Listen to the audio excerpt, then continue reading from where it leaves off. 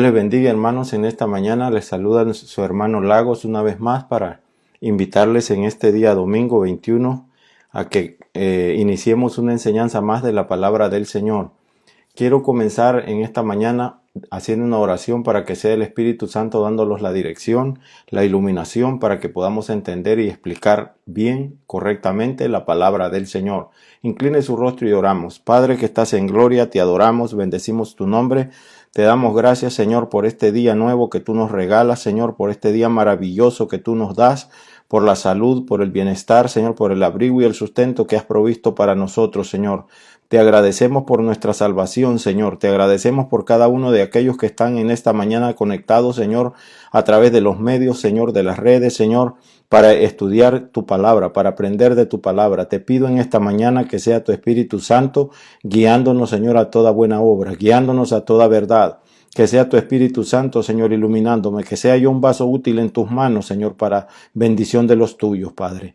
Lo pido en el nombre poderoso de Cristo Jesús, a quien sea la gloria y la honra por los siglos de los siglos. Amén y amén. En esta mañana, hermanos, nos corresponde seguir los estudios de los salmos implicatorios, algunos salmos que consideramos que son un poco difíciles de entender para muchos, y en esta mañana nos corresponde a nosotros estudiar el tema un clamor por la justicia, y está basado en Deuteronomio, Salmos y Proverbios, también Levítico, a ver si podemos alcanzarlo con el tiempo.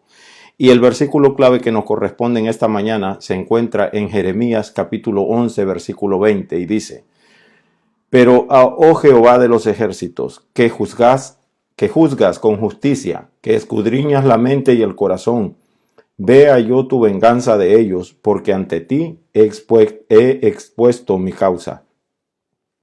Hermanos, en esta mañana vamos a explicar algunos pasajes bíblicos, como ya le dije, incluyendo algunos salmos, que para nuestro entender parecieran ser un poco contradictorios en cuanto al mensaje de amor y de esperanza que la Biblia nos ofrece y que nosotros conocemos. Entonces, para poder entender estos pasajes, lo primero que tenemos que hacer es un poco de hermenéutica. La hermenéutica, según el diccionario de la lengua española, nos da la definición que es el arte de la interpretación de los textos bíblicos. Ese es el significado según el diccionario de hermenéutica. Pero hoy tenemos que hacer, hermano, uso de la hermenéutica, del tipo de hermenéutica que forma parte de la teología exégeta. O sea, vamos a tratar la hermenéutica que trata la interpretación recta, correcta de las escrituras bíblicas. Es interesante, hermanos, que nosotros aprendamos a hacer un buen uso de la palabra de Dios, y ya lo he explicado en muchas ocasiones, especialmente en estos últimos tiempos que vivimos, en los cuales estamos siendo, hermanos, bombardeados por diversas falsas enseñanzas. De ahí que es necesario que hayan personas idóneas, como dice la palabra de Dios, especialmente llamados por Dios. ¿Para qué? Para enseñar. Y no porque a alguno se le ocurra, hermanos, pararse en un púlpito o ponerse detrás de alguna cámara para grabar un video hablando acerca de un tema bíblico. Hermanos, quiero dejar bien claro en esta mañana que la palabra de Dios no es de interpretación privada, como lo dice ella misma. Es decir, que ningún ser humano, hermano, puede tomarse el lugar de interpretar la Biblia, porque la palabra de Dios se interpreta por sí sola. O sea, buscando luz en otros pasajes de las mismas sagradas escrituras. Y digo esto porque no es fácil de entender algunos textos de la Biblia, como lo vamos a estudiar en esta mañana. Fíjese usted que el mismo apóstol Pedro, en su segunda carta que escribe, hermanos, admite, hermanos, este tipo de posición, la dificultad de poder entender algunos versículos de la palabra de Dios cuando él miraba lo que había escrito el apóstol Pablo. Eso está en la segunda carta de Pedro, capítulo 3, versículos 16 y 17. Él habla de estas escrituras que entre las del Nuevo Testamento, y estoy citando esos versículos, hay algunos difíciles de entender, los cuales, dice el apóstol, los indoctos, o sea, los que no tienen conocimiento e inconstantes, tuercen, como también las otras escrituras, o sea, refiriéndose a las del Antiguo Testamento. Dice, para perdición de los mismos. Ese es el peligro al que nos exponemos cuando nos paramos a enseñar la palabra de Dios sin hacer un buen uso, el uso correcto de la Sagrada Escritura, cuando no entendemos correctamente algún pasaje de la Escritura. Y quiero que sepa algo, hermano, que para mayor desgracia y calamidad, cuando estos indoctos que dice el apóstol Pedro, en los conocimientos hermenéuticos se presentan como doctos, o sea, torciendo las Escrituras para probar sus errores, arrastran consigo, dice, a multitudes a la perdición. No es porque yo piense que yo hago mejor las cosas o que entiendo mejor las cosas. Se trata de la correcta interpretación de la palabra de Dios, porque es ella la que nos va a conducir al camino correcto y nos va a llevar hacia la vida eterna y no a la perdición eterna. Es por eso la necesidad y la urgencia de que hayan personas idóneas para enseñar correctamente la palabra de Dios. Dice Pedro que estos se olvidan que todas las escrituras fueron inspiradas por Dios, y lo dice la Biblia en 2 de Timoteo, y que Dios nunca se equivoca y que Dios nunca se contradice en su palabra. Él es perfecto en todo. ¿Cuántos dicen amén? Y por eso es que es Dios, porque Él es perfecto, es santo.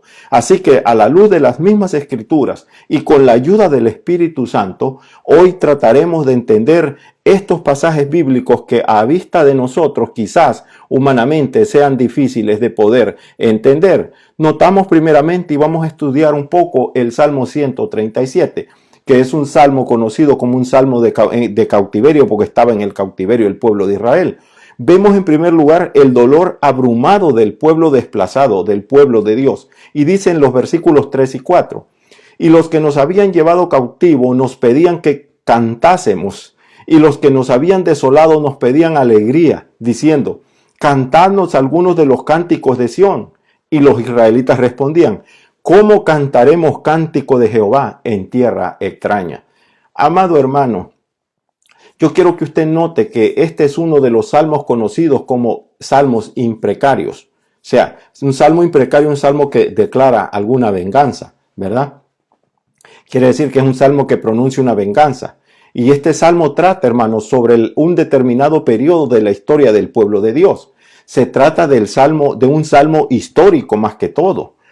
¿Por qué? ¿Por qué digo que es un salmo histórico? Porque por eso es que se convierte en un salmo muy importante, porque los libros del Antiguo Testamento no registraron la historia de la nación de Israel durante los 70 años de su cautiverio en Babilonia. Hablan a rasgos generales, pero no declaran en sí lo que ocurrió ahí. Así que no tenemos relato de este cautiverio del pueblo de Israel. Es cierto que el profeta Jeremías profetizó sobre ese cautiverio, pero él no fue con los cautivos a Babilonia. ¿Me explico? Ahora, el profeta Ezequiel también, haciendo un poco de historia, estuvo en Babilonia, pero profetizó a los cautivos que ahí se encontraban. Entonces, solo podemos imaginar por deducción las condiciones del pueblo en aquellos 70 años de cautiverio. Entonces, este último profeta que mencioné, Ezequiel, él estaba más preocupado por sus visiones que con la historia de su pueblo, y lo narra la Escritura. Entonces, también conocemos al profeta Daniel, que muchos lo hemos leído. Él estuvo en Babilonia durante ese periodo. Pero ¿qué ocurrió? Él se encontraba en la corte real, hermanos, profetizando a los gobernantes no judíos. Entiendan eso. Es más, de él no tenemos ningún relato relacionado con los cautivos.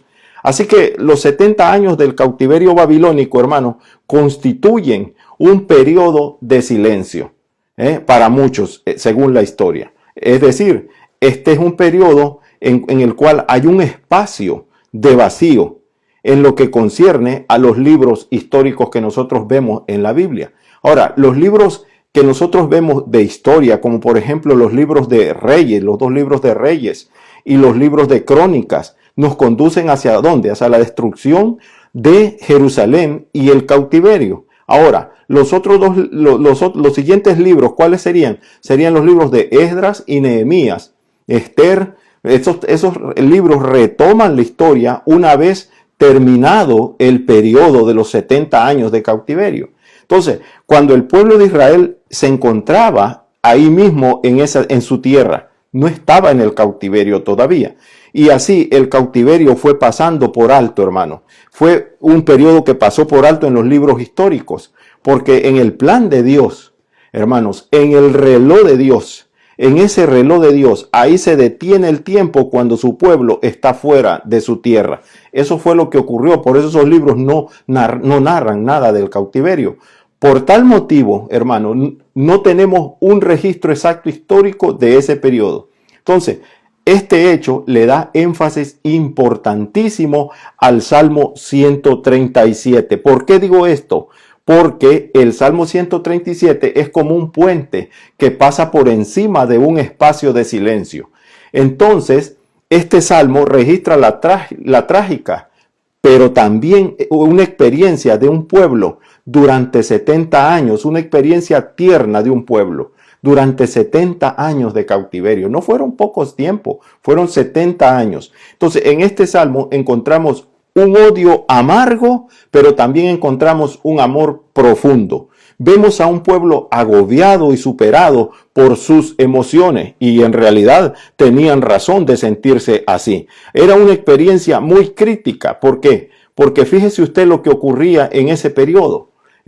Dice los versículos que leíamos, y los que nos habían llevado cautivos a sus enemigos nos pedían cánticos. Los que nos habían llevado desolados nos pedían alegría diciendo, cantadnos algunos cánticos de Sión. Hermano, la gente de Babilonia había oído hablar del canto de Israel. Como veremos en algunos instantes esta historia, los israelitas, hermano, eran mundialmente famosos por una razón determinada. Y cuando se supo que serían llevados a los canales que se encontraban fuera de Babilonia, cuando habla de ríos, son unos canales que los mismos esclavos los habían construido, entonces, estaban ahí porque habían sido colonizados y tendrían que trabajar como esclavos en los campos de trabajo. Hermano, cuando la gente se dio cuenta, ellos quisieron ir a verlos. Eran conocidos los israelitas en muchos países porque en Jerusalén había un templo dedicado al único y verdadero Dios. Entonces, cuando los visitantes extranjeros, hermanos, llegaban a Jerusalén, encontraban que la gente, hermano, no adoraba a una imagen, sino que servían al Dios vivo, acercándose a Él a través de la redención y el perdón de sus pecados, y que le cantaban alabanzas a su Dios. Era algo llamativo que todo el mundo quería observar. Entonces, nunca habían visto ni habían oído nada semejante. Y las noticias se fueron, hermano, esparciendo por todo el mundo de aquella época en que estaban cautivos los israelitas. Ahora, recordemos que al enterarse de ello, había una reina, la reina de Sabá, vino desde los confines de la tierra, imagínese usted, pensó que los informes que había recibido no eran verdad. Y así, ante la mirada de muchos extranjeros que estaban ahí durante las fiestas del pueblo, esa reina se reunía en Jerusalén y cantaba esos salmos, gloria al Señor. Qué lindo es cuando el pueblo de Dios llama la atención del mundo para que el mundo se acerque a adorar y alabar a Dios. Qué precioso es que el pueblo de Dios se distinga por la alabanza y por la adoración al Señor. Ahora, note usted, probablemente todos los extranjeros durante las fiestas que se reunían ahí miraban y oían cómo cantaban los israelitas, cómo cantaban los salmos. Y esos salmos fueron preparados para la música. Hermano, la Biblia, la historia nos enseña que David organizó un coro y una orquesta, hermano, con centenares de músicos. No era uno, solo eran centenares. Se cree que en algunas ocasiones llegaron a reunirse, según la historia, 100,000 personas alrededor del templo en Jerusalén para cantar alabanzas a su Dios. Qué precioso es el estudio de la adoración y de la alabanza del pueblo de Dios. Entonces, el ver y escuchar aquellas ceremonias, hermanos, debe de haber sido una experiencia muy importante, muy impactante para todo aquel que se acercaba. Pero en el momento de la escritura de este salmo, el templo, hermanos, estaba quemado. La ciudad de Jerusalén se encontraba en ruinas. Y el pueblo, hermano, ¿dónde estaba el pueblo? Trabajaba como esclavo en Babilonia. Entonces, muchos viajeros habrían llegado a Babilonia recordando cuando estaban en Jerusalén durante las fiestas. Entonces, en medio de una multitud de miles de personas procedentes de todo el mundo, dice la historia, y surgía un salmo. Fíjese usted, esa gente que vivían en aquellos momentos en que el humo del sacrificio se elevaba y que de las gargantas de aquella gente, de aquel pueblo surgía un salmo que les elevaba y les hacía sentir fuera de esta tierra. Qué precioso era adorar al Señor, qué precioso es ahora adorar a Dios también. Entonces, nunca habían pasado esa gente por una experiencia semejante y querían volverla a vivir cuando se dieron cuenta que esta gente estaba en Babilonia. Pero ellos no sabían por qué razón estaban ahí. Ellos no habían llegado a adorar por su voluntad a tierra extraña, por eso responden de esa manera. Ese pueblo israelita, hermanos, siempre ha producido grandes músicos, empezando desde el rey David, como lo titula la Biblia, el dulce cantor de Israel, y después algunos otros. Ahora, yo quiero que note usted que así que cuando los israelitas se reunieron, hermanos, para cantar, porque ellos se reunieron para cantar alabanzas a Dios, el mundo se enteró, completamente el mundo se enteró de lo que estaba ocurriendo. Dios, hermanos, tenía la intención de que el mundo lo supiera. Y en ese momento histórico en que permanecían cautivos en Babilonia, los habitantes de esta ciudad querían escucharlos cantar. Era tanto el deseo de la gente escucharlos cantar. No les importaba el momento que estaban pasando ellos. Y cuando llegaron a cierto lugar, vieron las arpas colgadas de los sauces, dice la historia, la Biblia.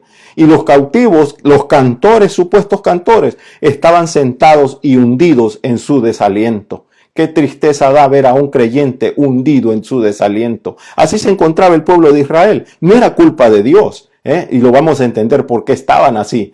Porque en vez de cantar, hermano, esta gente estaba llorando. Y aún así, quizás con desprecio, para burlarse de ellos, les dijeron: cantadnos algunos de los cánticos de Sión. Entonces, escuchemos entonces la reacción de los cautivos en ese versículo que acabamos de leer. Ellos les respondieron: ¿cómo cantaremos cántico de Jehová en tierra extraña? Hermanos, eso es doloroso, pensar que nosotros podemos determinar el lugar. Cuando los israelitas le respondieron: ¿cómo podemos cantar a Jehová en tierra extraña? No estaban diciendo ni refiriéndose a la tierra en sí, al lugar específicamente, geográficamente hablando. Eran extraños en sus sentimientos. Ellos nunca habían pasado por ese sentimiento de ausencia de Dios. Dios se había quitado del lado de ellos por causa del pecado. Y con un sollozo de su alma, hermano, decían: hemos perdido nuestras alabanzas. Ellos habían perdido su alabanza. Estaban llorando porque habían perdido la alabanza. Es la tristeza más grande que un creyente puede tener, el perder la oportunidad de alabar a su Dios, a su Creador. Hermano, la Biblia dice que estos se estaban burlando de ellos. Ellos les dijeron: ustedes se están burlando de nosotros al pedirnos que cantemos un cántico de Sión. Nuestra ciudad está lejos y ha quedado reducida a cenizas y también ha sido desolada. ¿Cómo podremos cantar en tierras extrañas? Qué lamentable, ¿verdad? Lo interesante es que el cristiano, hermano, los cristianos debemos de cantar en una tierra extraña también. Ahí podemos adorar al Señor. Gloria a Dios. Los israelitas tenían razón, hermano, al negarse a cantar, porque tampoco Dios les hubiera pedido que cantaran donde se encontraban. Los cánticos de Sión tenían que cantarlas en Sión. Eran cánticos de Sión. El Hijo de Dios, hermano, en la actualidad lo reconocemos a través de la Biblia, los que hemos sido lavados con la sangre del Cordero, los que decimos que somos hijos de Dios por la justificación de nuestros pecados, por la sangre de Cristo, reconocemos que somos peregrinos y extraños en este mundo. Siglos antes a este tiempo que estoy narrando, los israelitas estaban viajando por el desierto, si usted se acuerda de esa historia. Ellos habían dejado atrás la esclavitud en Egipto, ¿se acuerdan? Y en su camino hacia la tierra prometida, ellos encabezaban la marcha los levitas, llevando el arca. ¿Y qué iban haciendo? Cantando. Inmediatamente detrás de ellos iba la tribu de Judá, esa tribu, su nombre significa alabanza, gloria al Señor. Y cruzaron el desierto con una alabanza en sus labios, aleluya. Hermano, en la actualidad, este es el camino que el Hijo de Dios tiene que recorrer a través del desierto de este mundo. Cada cristiano debería de tener hoy un cántico en el corazón, y no digo en sus labios, aunque David dijo muy claro que teníamos que cantar con alegría, porque Dios nos ha dado una canción, un cántico de redención, aleluya. Pero más que todo, debemos de alabar a Dios en lo más profundo de nuestro corazón. Ahora, hay razones para que la gente piense o pierda la alabanza. Eso es lógico. En primer lugar, hay una tendencia natural. Muchos hermanos nos dicen que hay personas que por naturaleza viven contentas, sonríen con todo el mundo, pero hay otros que no. Hay otras personas que son lo opuesto, están llenas de melancolía. Algunos manifiestan esas tendencias claramente, mostrando actitudes pesimistas hacia la vida. Pero hay otra razón interesante por la cual puede perder la alabanza. La gente pierde la alabanza. En segundo lugar, el desánimo y la desilusión, hermano, embarga a muchos cristianos y les quita la alabanza. La vida, hermano, los zarandea a algunos más que a otros, como lo dice la Biblia. Todos conocemos a algunos creyentes que parecen tener más preocupaciones que todos los demás creyentes y entonces pierden de vista su alabanza.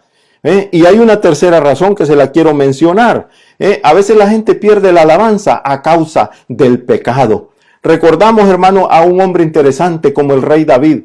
En su gran confesión, en el Salmo 51, él, en el versículo 2 específicamente, él clamó ahí: devuélveme el gozo de tu salvación.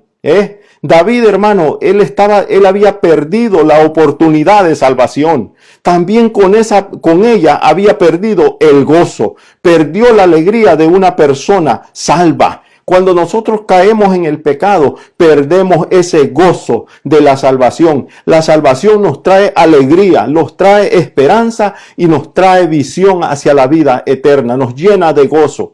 David había perdido ese gozo y esto fue lo que le pidió a Dios que le restaurara. Devuélveme el gozo de mi salvación, aleluya. No puede estar triste un corazón que tiene a Cristo, dice su palabra, porque es imposible vivir sin el gozo del Señor, porque ¿qué dice la Biblia? Que el gozo es nuestra fortaleza. El gozo del Señor es nuestra fortaleza. ¿Cuántos dicen amén? Entonces, volviendo a nuestro salmo, hermanos, y a la pregunta, ¿por qué se encontraban ellos en Babilonia? Recordemos que habían pecado, sencillamente se habían vuelto en contra de Dios. ¿Y por qué habían perdido su alabanza? Porque habían pecado. Y el pecado nos puede robar a usted y a mí nuestra alabanza y nuestra adoración. Aleluya. Era la razón por la que los israelitas lloraban insaciablemente, porque no podían alabar a su Creador. Aleluya. ¿Por qué? Porque habían pecado. Hermano, no le permitamos al diablo que nos robe el gozo de adorar y de alabar a nuestro Dios en todo momento, en toda circunstancia de nuestra vida, en cualquier lugar donde nos encontremos. Podemos soltar alabanza, podemos dar gloria, podemos adorar, podemos bendecir el nombre de nuestro Dios, porque hay un gozo, hay una esperanza dentro de nosotros, gloria al Señor. Así que en el Salmo 37 encontramos también un llamado a la justicia retributiva. Y esto es interesante que lo aprendamos. Versículos 7 y 9 del 137 dicen: Oh Jehová, recuerda contra los hijos de Edom el día de Jerusalén, cuando decían: arrasadla, arrasadla hasta los cimientos, hija de Babilonia, la desolada, bienaventurado el que te dé el pago de lo que nos hiciste. Dichoso el que tomare y estrellare tus niños contra la peña. Oiga, cuando usted lea estos versículos, no comience a hacer conjeturas y hacer opiniones, a dar opiniones acerca de, y erradas acerca del sentimiento del pueblo de Israel. Note usted que Edom es el enemigo eterno de Israel. Y estaba ahí en los días en que cayó Jerusalén, y en medio de burlas y gritos de venganza alentaban a los babilónicos para que ellos destruyeran a Jerusalén. Entonces los israelitas recordaron aquello y los sobrevivientes a aquella destrucción clamaron pidiendo justicia. No es pecado pedir la justicia de Dios. Era un verdadero clamor por justicia. Habían hecho lo mismo con el pueblo de Israel. Hermano, Dios no se goza por el sufrimiento de sus hijos. Dios es justo, aleluya. Alguien dirá que que esa acción de los israelitas no es el espíritu cristiano. Puede ser verdad, no lo es. Pero aquella gente vivía bajo la ley de Moisés y no sabían lo que era la gracia de Dios todavía, porque la gracia vino con el Señor y Salvador de nuestras almas, el Señor Jesucristo, gloria a su nombre. Estaban sujetos a una ley que proporcionaba justicia y por eso ellos querían justicia. Quizás algunos hayan interpretado mal las palabras del Señor en la cruz cuando dijo: Padre, perdónalos porque no saben lo que hacen.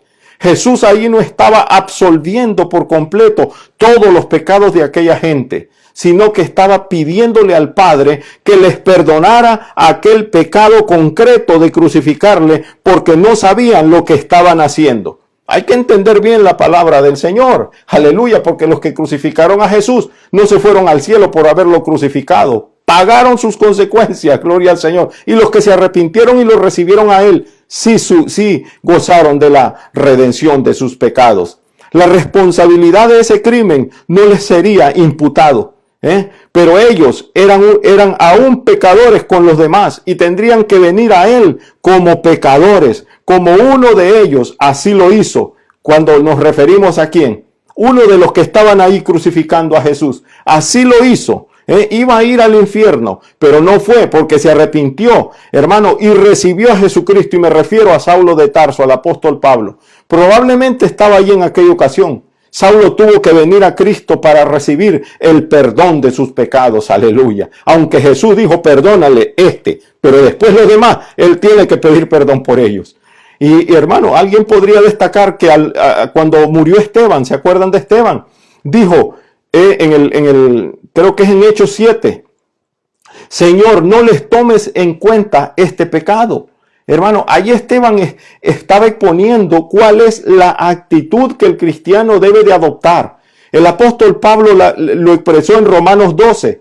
No os venguéis vosotros mismos, amados míos, sino dejad lugar a la ira de Dios, porque escrito está: mía es la venganza, yo pagaré, dice el Señor. ¿Cuál es entonces el espíritu cristiano?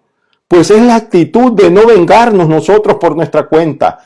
¿Quiere decir que no se hará nada al respecto cuando sufrimos algún daño? No, no es eso. Lo dice que el cristiano, y el pasaje que acabamos de leer lo dice, que hemos de hacer lo que dice la palabra de Dios.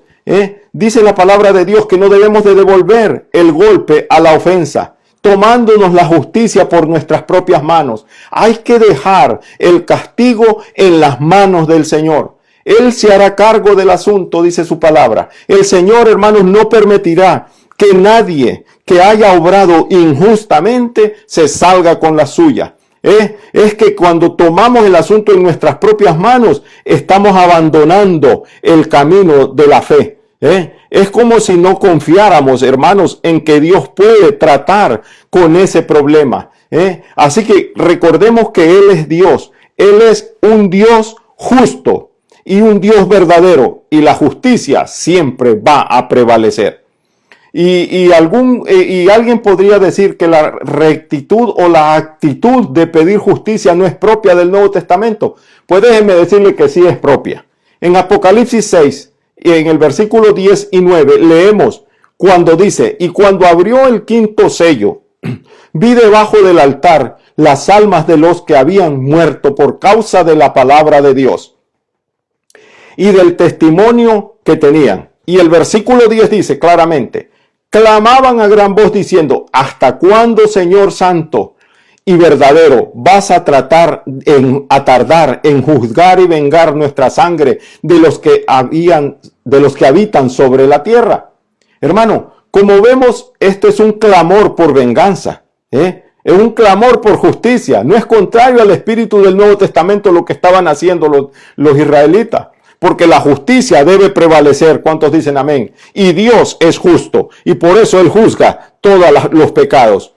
Hermano, mucho depende, estimado que me está mirando y oyendo en esta mañana, de que nosotros pensemos sobre el mal. Eso depende de lo que usted piensa sobre el mal. Si alguien causa mal a sus hijos, ¿no desearía usted que la justicia castigue al culpable? Por supuesto que sí lo desearía. Entonces se ha dicho que el Señor, cuando venga la próxima vez, cuando leemos el Salmo 45, creo que el versículo 7, dice, tú amas la justicia y odias la maldad. Hermano, usted no puede amar a la justicia sin detestar a la maldad. ¿Cuántos dicen amén? Usted no puede amar a Dios sin detestar a su máximo enemigo, que es el diablo. Usted no puede amar lo que es justo y bueno sin detestar lo que es injusto y malo, lo que el mundo le ofrece. ¿Cuán profundamente siente usted aversión hacia el mal? De ahí depende cómo nosotros veamos la justicia de Dios. Cuando nosotros vemos lo malo con ojos de agrado, no estamos haciéndole el lugar a la justicia de Dios. Fíjese usted, estos cautivos, amado hermano, junto a los que estaban junto a los canales en Babilonia, sintieron ese problema profundamente y todo lo que estaban pidiendo era que prevaleciera la justicia de Dios. Entonces, quiero que usted mire que vamos a continuar ahora leyendo el versículo 8 del 37. Hija de Babilonia, la desolada, bienaventurado el que te dé el pago de lo que tú hiciste. Eso no es, hermano, algo inadecuado de pedirle al Señor que le haga justicia. Otra vez, es que pide la justicia de Dios. Esa no es una venganza propia, personal. Hermano, esta era la ley de la retribución, si ustedes la han leído en la palabra de Dios. Y es aún un principio que el Hijo de Dios no debe de olvidar. Fue expresado por el apóstol Pablo en Gálatas capítulo 6, versículo 7. Ahí lo dice, no os engañéis, Dios no puede ser burlado, pues todo lo que el hombre siembre, eso mismo también va a segar. No cosechará nada más, hermano, recogerá exactamente lo que esa persona haya sembrado. Lo que aquella gente estaba diciendo entonces, hermano, era Dios, que les ocurra a ellos lo que nos ocurrió a nosotros. O sea, la ley de la retribución una vez más. Y recordemos que nuestro Señor dijo en Mateo 26, todos los que tomen espada, a espada perecerán. Y ahora llegamos al versículo más fuerte y difícil de entender en la palabra de Dios. Aquí hay muchos que tropiezan, otros que se regresan y no quieren hablar de ello. Dichoso el que tome tus niños y los estrelle contra la peña. Eso dijeron los israelitas. Y ahí es donde hay problema. Imagínese usted, por un momento, al israelita allá junto a los canales de Babilonia, abatido, hermano, descorazonado, presionado para que cantara en medio de insultos y burlas y protestando porque no tienen deseos de cantar. Imagínese usted a esa gente. Ahora, recordaba la destrucción de su amada ciudad. Ellos amaban su ciudad como nosotros amamos nuestros países, nuestras ciudades de donde somos procedentes. Hermanos, amaban su ciudad y amaban el templo de Dios. Y pensaban en la tragedia de allí. Y ellos pensaban lo que allí había ocurrido. Entonces, podía ver a los edomitas, que eran sus enemigos, aclamando a los enemigos de ellos, incitando a los babilonios a continuar el saqueo. Eso era lo que se venía a la mente de los israelitas cuando les pedían que cantaran. Imagínese usted, podía ver cómo los babilonios destruían la ciudad y se producían escenas espantosas, porque ellos están repitiendo lo que sus ojos miraron. Las madres trataban de proteger a sus hijos con sus cuerpos. La escritura no lo narra exactamente de eso, pero si usted lee la historia, indaga más, se da cuenta de lo que allí ocurrió. Dice la Biblia de la historia que habían los soldados arrebataban los niños israelitas a la fuerza de los brazos de su madre y los estrellaban contra las piedras, contra las rocas que encontraban. Ahí los despedazaban. Y recordando aquellas escenas dijeron, como hay un Dios justo en los cielos, alguien les hará lo mismo a los babilónicos. Aleluya.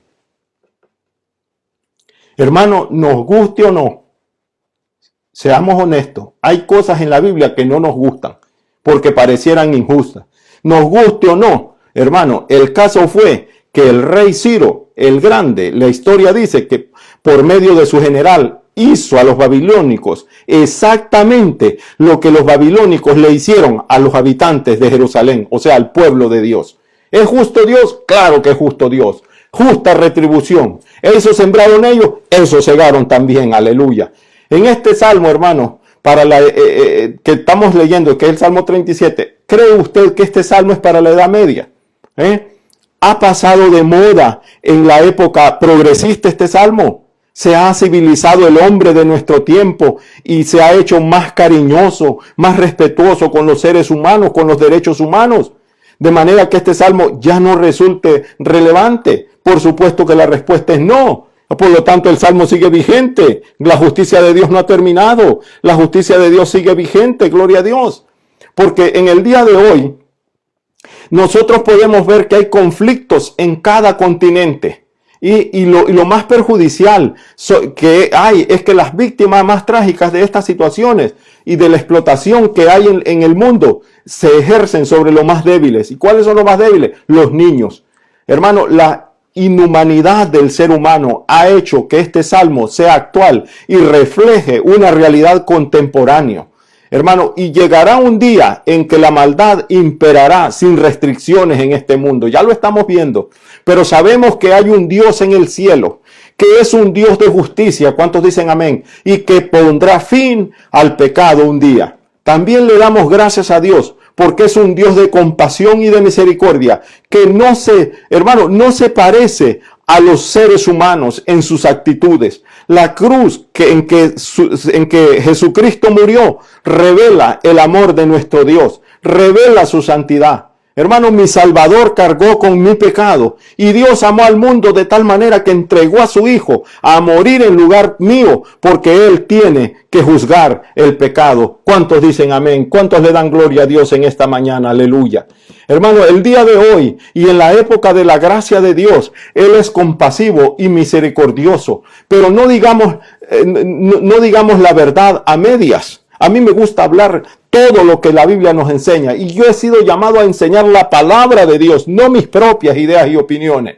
Le guste o no a muchos, yo hablo la verdad y seguiré hablando la verdad hasta que el Señor venga, gloria a Dios, o hasta que el Señor me levante de esta tierra. No digamos la verdad a media. Dios es Dios de amor, es Dios amor, Dios es amor, pero Dios es también fuego consumidor. Dios es santo, pero también Dios es justo. Aquellos que no reciben al Salvador, aquellos que desdeñen y rechacen a su gracia, aquellos que le den la espalda a su misericordia, le aseguro 100% que serán juzgados y viene el día en que serán juzgados. Por esa razón Dios es justo, aleluya. Y Él no tiene que pedirnos disculpas a nosotros por lo que Él hace. Hermano, en el siglo XXI, Dios no nos tiene que pedir disculpas por lo que Él está haciendo. Porque, hermano, ha sido paciente con el género humano, con nosotros. Ha esperado y ha mostrado su gracia por mucho tiempo. Hermano que me escuchen esta mañana, ¿es consciente de que Dios le ama a usted? ¿Ha buscado usted el refugio de su gracia? Hoy es el día en que puede escapar de la ira venidera de Dios. Nadie se escapará de la ira de Dios si lo rechaza hoy día. Solo recibiendo su gracia salvadora que Él nos ofrece a través de su Hijo Jesucristo es que nosotros podemos escapar. No pierda esa oportunidad el día de hoy, en esta mañana. Al terminar, usted puede orar conmigo y puede recibir la gracia de nuestro Dios. Notemos en segundo lugar las oraciones por venganzas de Dios. Los israelitas hicieron oraciones por la venganza de Dios, pero quiero que usted note lo que dice el Nuevo Testamento acerca de esto, porque estamos relacionando el Antiguo Testamento con el Nuevo Testamento para entender la dificultad que hay de entendimiento en estos versículos. Romanos y Hebreos nos relatan algo. Dice, Romanos 12 y Hebreos 10, no os venguéis vosotros mismos, amados míos, sino dejad lugar a la ira de Dios, porque escrito está, mía es la venganza, yo pagaré, dice el Señor. Pues conocemos al que dijo, mía es la venganza, yo daré el pago, dice el Señor. Y otra vez, el Señor juzgará a su pueblo. Aleluya. Hermano, cuando nosotros vemos en el Antiguo Testamento, en Deuteronomio, Dios habla a los israelitas obstinados y rebeldes, idólatras, porque el pueblo se volteó contra Dios. y lo habían rechazado y habían provocado la ira de Dios con su maldad. Entonces Dios prometió a sí mismo vengarse de ellos en su tiempo y según sus propias motivaciones puras y perfectas, porque las motivaciones de Dios no se parecen a las nuestras, son imperfectas y pecaminosas las de nosotros, pero las de Dios son puras y son perfectas. Entonces, los dos pasajes del Nuevo Testamento que acabo de leer se refieren al comportamiento del cristiano, quien no debe de usurpar la autoridad de Dios. Más bien debemos de permitir que juzgue él rectamente y derrame su castigo divino contra sus enemigos y a su antojo, que lo haga de acuerdo a su voluntad. Entonces, a diferencia de nosotros, Dios nunca toma venganza por motivos impuros. Hermanos, su venganza es con el propósito de castigar a quienes lo han ofendido y rechazado. Sin embargo, podemos orar a Dios para que se vengue en perfección y en santidad contra sus enemigos y que se vengue de aquellos que son oprimidos por el mal. En el Salmo 94 el salmista ora a Dios para vengar a los justos, no por un sentido de venganza descontrolada, sino como el resultado de un justo castigo del juez eterno, hermano, en el cual cuyos juicios son perfectos. Incluso cuando los inocentes sufren y los impíos parecen prosperar, hermano, solo Dios es el que castiga. Jehová es Dios celoso y vengador. Jehová es vengador y lleno de indignación. Se venga de sus adversarios y dice la Biblia, y guarda enojo para sus enemigos. Eso lo dice en el Antiguo Testamento. Hermano, entonces, si nosotros vemos, hay solo dos momentos en la Biblia cuando Dios le da permiso a los hombres para vengarse en su nombre. Cuando Moisés y los madianitas, Dios le permitió que hiciera una guerra santa contra ellos y poder hacerle juicio a ellos. Así que es Dios, hermano, pero a veces es tentador asumir el papel de Dios y castigar a quienes creemos que se lo merecen. Pero déjeme decirle algo, hermano, que como criaturas pecaminosas es imposible que nosotros, hermanos, al vengarnos, lo hagamos con motivos puros, porque somos criaturas, como le repito, pecaminosas. Y esta es la razón por la que la ley mosaica tiene el mandamiento de no vengar ni de guardar rencor a los hijos del pueblo, de tu pueblo. Así dice la ley, si no amarás a tu prójimo como a ti mismo, lo dice el Señor en Levíticos 19. Inclusive David, hermano, un hombre conforme, dice la Biblia, al corazón de Dios, se negó a tomar venganza sobre Saúl en la historia que nos relata ahí en Primera de Samuel. ¿Qué dijo? Aunque David era el hombre inocente que había sido agraviado, David se sujetó a la orden que Dios le dio de renunciar a la venganza y de confiar en él. Dijo David, juzgue el Señor entre tú y yo, le dijo a Saúl, y véngueme de ti el Señor, pero mi mano no será contra ti. Esa es la actitud de un creyente. Como cristianos tenemos que seguir el mandato del Señor Jesús. Jesús dijo, yo no vine a abrogar la ley, no vine a pisotear la ley, vine a cumplir la ley. Y Jesús lo dijo, amad a vuestros enemigos, bendecid a los que los maldicen, lo dice Mateo 5. Dejando la venganza a Dios. Note que el creyente no debe de dar lugar a la venganza. ¿Por qué? Porque hay tres razones por lo menos para que ese mandato que está ahí en Romanos, hermano, nosotros lo podamos cumplir. Hay tres razones para que este mandato de Romanos acabe en algo bueno en nuestras vidas. La número uno, la venganza pertenece a Dios. Note las palabras que dice allí, amados míos. Hermano, aquí no está hablándole al mundo.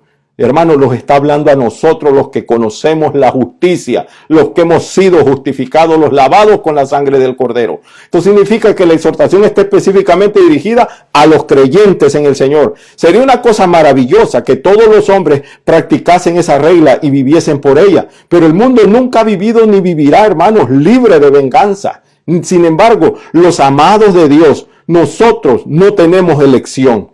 Toda persona que sigue a Dios debe dejar la venganza a Dios. La venganza pertenece a Dios, lo dice la palabra de Dios, no al hombre. Ningún hombre tiene el derecho de condenar a otro hombre en un juicio personal. No lo puede hacer. No tiene derecho a la venganza personal tampoco. El derecho de juzgar y de ejecutar la venganza, claramente lo deja la Biblia, es de Dios. Sin embargo, las escrituras son claras. Dios dará el pago. Dios ejecutará la venganza. ¿Cuántos alaban el nombre del Señor? El día de su ira ya viene y será ineludible. La otra razón es tratar a un enemigo con bondad afectará a ese enemigo enormemente. Porque ¿sabe qué? Cuando lo hacemos, dice la Biblia, amontonamos, ¿qué cosa? Ascuas de fuego sobre la cabeza del enemigo. Y en tercer lugar, dice que la represalia concede la victoria al mal. Si nosotros hacemos represalia contra el que nos ha ofendido, le damos lugar al mal. Si el creyente toma venganza en sus manos, entonces permite que el mal le vengue,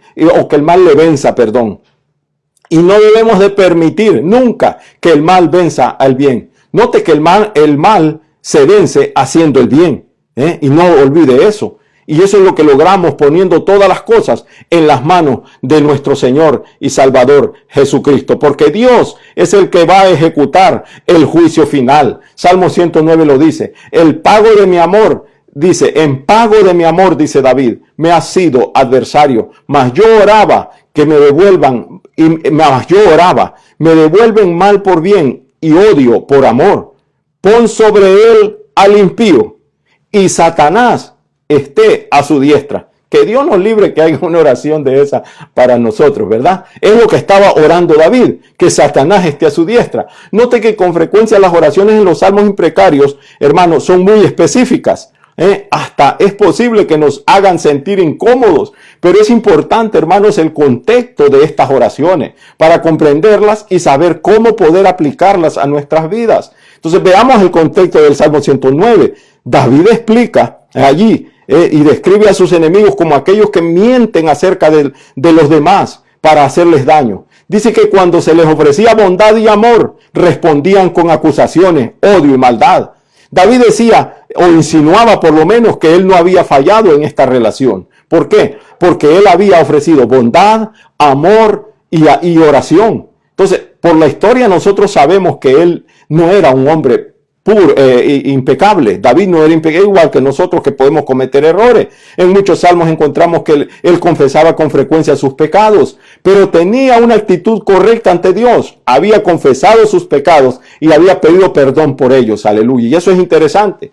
Entonces, en este tipo de relación que había, David no había pecado. Pero note usted, hermanos, la actitud del enemigo. Por eso es que David pide la justicia. Y al final Dios escuchó la oración de David y trajo justicia. ¿Y sabe qué? Porque a veces nosotros cuando oramos de esa manera, permitimos que Dios venga a nuestro favor, pero también permitimos que nuestros enemigos se den cuenta que hay un Dios que nos responde, que no estamos tomando nuestra venganza en nuestras manos, que hay un Dios que nos responde. Y cuando ven la respuesta de nuestro Dios, esos enemigos se pueden convertir en nuestros amigos, reconociendo lo que Dios ha hecho en nuestras vidas. ¿Cuántos le dan gloria al Señor? Y ese es el mensaje más grande que podemos sacar de ese salmo. Y llegamos al tercer y último punto. Encontramos la moralidad que hay en el Antiguo Testamento. Misericordia hacia el prójimo pedía la ley y hacia sus enemigos en Éxodo. Si encontrares el buey de tu enemigo o su asno extraviado, vuelve a llevárselo. Si vieres el asno del que te aborrece caído debajo de su carga, le dejarás sin ayuda. Antes bien le ayudarás a levantarlo. Hermano, aquí encontramos algo muy interesante que nosotros tenemos que aprender. Esto se refiere a un enemigo personal. No se refiere a un enemigo público, como lo hace en Deuteronomios 23. Hay enemigos personales y hay enemigo público. Nuestro enemigo público es Satanás y sus demonios y sus seguidores. Aleluya. Fíjese usted que en Deuteronomio habla de un enemigo público, pero aquí está hablando de un enemigo personal. Gloria al Señor. Entonces, aquí anticipa el verdadero espíritu del discípulo como fue presentado por Jesús, en donde en su reproche a las acciones de los escribas y de los fariseos, que eran los que lo acusaban a Jesús, le dejará sin ayuda. Entonces, el asno sobrecargado y caído, hermano, de un enemigo no debía de ser dejado, según la palabra, según la ley, sin que se le ofreciera ayuda para que lo pudieran poner de pie a fin de que pudiera continuar su camino. Él no iba solo, él iba con su dueño, y el enemigo no era el asno, era el dueño del asno. Entonces, esta cooperación, hermano, misericordiosa colocaría a los dos hombres en una relación de amistad. ¿Me están entendiendo? En una relación amistosa. Entonces facilitaba así una posible reconciliación de su enemistad. Ese es el propósito de Dios, aleluya. La Biblia no permite que uno guarde rencor contra el enemigo. Eso no es bíblico. Esta es una manera práctica de mostrar amor al enemigo. Hermano, como está escrito ahí en Proverbios 25, si tu enemigo tiene hambre, dale de comer pan, y si tiene sed, dale de beber agua.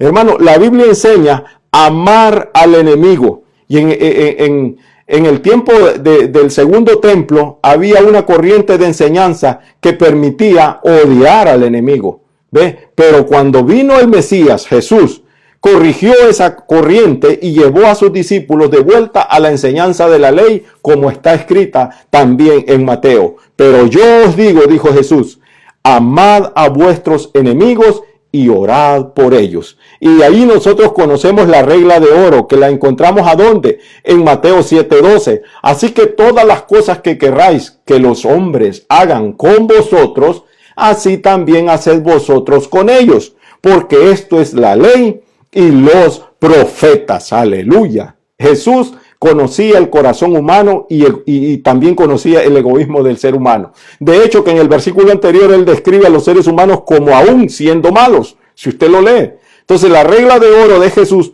nos da a entender cuál es el tipo de actitud que un creyente debe de tener, a cuáles son las personas que naturalmente nosotros debemos de amar, a nuestros enemigos, y debemos de orar por ellos. Gloria a Dios. Entonces, la palabra del Señor nos deja claro, hermano, que nosotros debemos de amar a nuestros enemigos y debemos de orar por nuestros enemigos. ¿Cuántos dicen amén? Y para finalizar, vemos que la ley nos enseña también, como en el Nuevo Testamento nos enseña, que debemos de amar al prójimo y al enemigo. Es difícil de amar al enemigo, pero no es imposible. No aborrecerás a tu hermano, Levítico 19. En tu corazón razonarás con tu prójimo para que no participes de su pecado. No te vengarás ni guardarás rencor a los hijos de tu pueblo, sino amarás a tu prójimo como a ti mismo, yo Jehová. O sea, él lo está diciendo. Tal vez este versículo más famoso es el más famoso en Levítico, el mandato de amarás a tu prójimo como a ti mismo. Hermano, esta expresión imperativa es tan radical que Jesús y los rabinos de su tiempo lo concebían como uno de los dos grandes mandamientos, que siendo el otro, escucha, oh Israel, el Señor es nuestro Dios, el Señor uno es. Pero fíjese usted, al citar Levítico 19, el apóstol Pablo escribió que el amor es el cumplimiento de la ley. Con eso finalizamos. El amor es el cumplimiento de la ley. No podemos tomar venganza nosotros, hermano. Es Dios el que tiene la justicia en sus manos, gloria a Dios. ¿Es posible amarnos a nosotros mismos y amar a nuestro prójimo? Sí, es posible, con la ayuda del Señor. El que tiene a Dios en su corazón puede amar a los demás como Dios nos amó a nosotros. Recuerde, nosotros éramos enemigos de Dios porque estábamos destituidos de la gloria de Él, porque nos rebelamos contra Él, pero Él en su grande amor nos reconcilió con su Hijo, y la acción que Él hizo es la acción que nosotros debemos de hacer en contra de nuestros enemigos. Aleluya. Dele gloria al Señor en esta mañana. Quiero concluir, hermanos, con unas palabras. A veces necesitamos expresar nuestras quejas, como lo hicieron los escritores de los salmos, de estos salmos imprecarios. Dios quiere que seamos honestos con Él. Debemos de reconocer que los salmos son un medio de orar la palabra de Dios. De esa manera reconocemos que Dios es el encargado de impartir justicia, porque debemos dejar que el amor de Dios fluya a través de nosotros para todo ser humano. Si usted en esta mañana ha escuchado esta preciosa palabra del Señor, que quizás quedó incompleta porque hay muchas cosas que podíamos decir, y usted ha sentido en su corazón que no ha hecho las cosas como Dios quiere que usted las haga, si ha habido odio en su corazón, o hay odio y rencor en su corazón en contra de alguien que le ha hecho algún daño a usted o a su familia, hoy en esta mañana de domingo es el día en que usted puede reconciliarse con el Señor y perdonar a su enemigo y orar por su enemigo y reconciliarse con ese enemigo que usted piensa que tiene. De esa manera usted alcanzará misericordia, porque porque ningún corazón lleno de odio y de rencor entrará en el reino de los cielos. Allá no entra nada que esté contaminado. Es aquí donde debemos de dejar que la sangre de Cristo, la justicia de Dios, nos limpie y nos purifique para que estemos preparados para toda buena obra aquí y preparados para volar cuando suene la final trompeta. Gloria a Dios. Les envío un saludo caluroso, hermanos, lleno de bendición, lleno de victoria. Estamos en victoria, somos el pueblo de Dios. No se olvide que cuando usted clama a Dios por justicia, Dios siempre tiene su oído atento, como dice el Salmo, que atento está Jehová al clamor de los suyos. Aleluya. En esta mañana, si hay alguien que me ha escuchado y no ha recibido a Jesucristo y lo quiere hacer, puede orar conmigo en esta mañana y recibir al Señor Jesucristo. Oremos en esta mañana. Padre que estás en gloria, te damos gracias por esta enseñanza preciosa, por tu palabra, por tu Espíritu Santo, por tu presencia en nuestros hogares, Dios mío, en nuestras iglesias, Señor.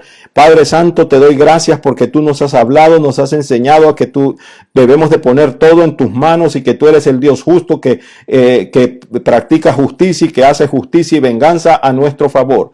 Padre, en esta mañana, si han habido personas que me han escuchado y que han tenido problemas entre ellos, sean creyentes o no creyentes, te ruego que tú les perdones, que tú les limpies, que ellos puedan sentir el deseo de perdonar a los demás y de orar por sus enemigos. Si hay personas que están recibiendo al Señor Jesucristo en esta mañana, te pido que tú les recibas como a uno de los hijos tuyos, que les limpie, les perdone sus pecados, inscriba su nombre en el libro de la vida y que ellos puedan seguir, Dios mío, tus caminos y seguir tu pisada, Señor Jesús, viviendo de acuerdo a tu voluntad y viviendo en santidad y en fidelidad. Bendice a cada uno de aquellos que nos han visto en esta mañana, Señor, y han escuchado esta palabra. En el nombre del Padre, del Hijo y del Espíritu Santo los bendecimos. A ti sea la gloria y la honra. Amén y amén. Dios me los bendiga, hermanos del tabernáculo, y a todos aquellos que nos han visto en esta hora.